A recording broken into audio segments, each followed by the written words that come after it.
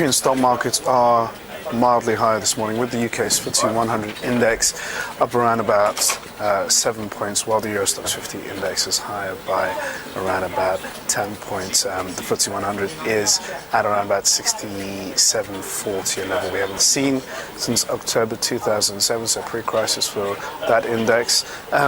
Germany's DAX continues to soar above the 8,300 level, and while in the currency space we have a weaker euro today, but the yen has gained some ground. It's recovered quite sharply in overnight trade against its rivals, while in the peripheral bond markets both Italian and Spanish bond yields are pretty much stable at the moment, not doing much, so no story on that side.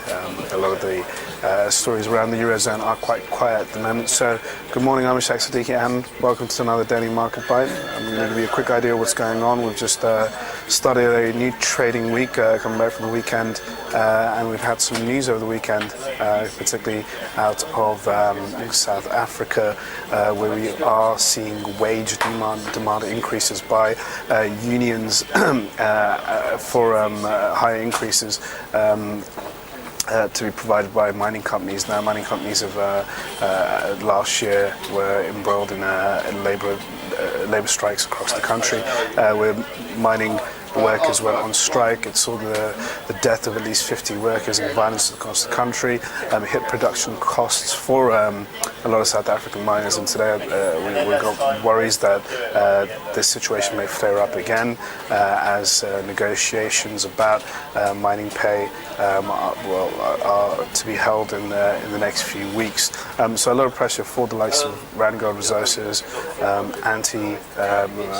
Ashanti Gold, Anglo Plat and Impala Platinum in South Africa, and also Fresnillo in the UK. At the same time, we've got another gold story.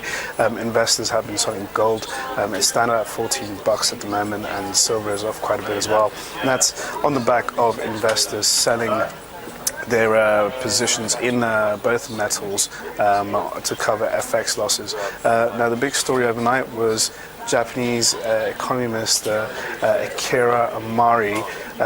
He had some remarks about the Japanese yen, and he said that the recent correction of the yen is pretty much over, and further weakness in the yen could go on to hurt the Japanese consumer. That pushed the yen higher, and for that reason, investors start covering their positions, their FX losses by selling gold and silver this morning. So we're seeing a bit of hit on that. That's playing onto our mining sector, keeping us down. But at the same time, like I said, the FTSE 100 is trading at pre-crisis levels, and although we have bank holidays across Europe for Whit Monday, even though Germany and France are still open for trade, the volumes are pretty low today. It's quite volatile, and there's no major economic data out to invigorate markets in any way. Now, going on to what we got for the rest of the session, no major economic news, so a lot of the focus is going to be on the Federal Reserve Chief Glenn Bernanke's testimony on Wednesday. We also have Fed meeting minutes, so a lot of focus on quantitative easing and stimulus measures. We also have the Bank of England meeting minutes on Wednesday, so we'll get a better idea of how the MPC view monetary policy in the months ahead. That's all for your Daily Market Bite. Tune in for another one tomorrow.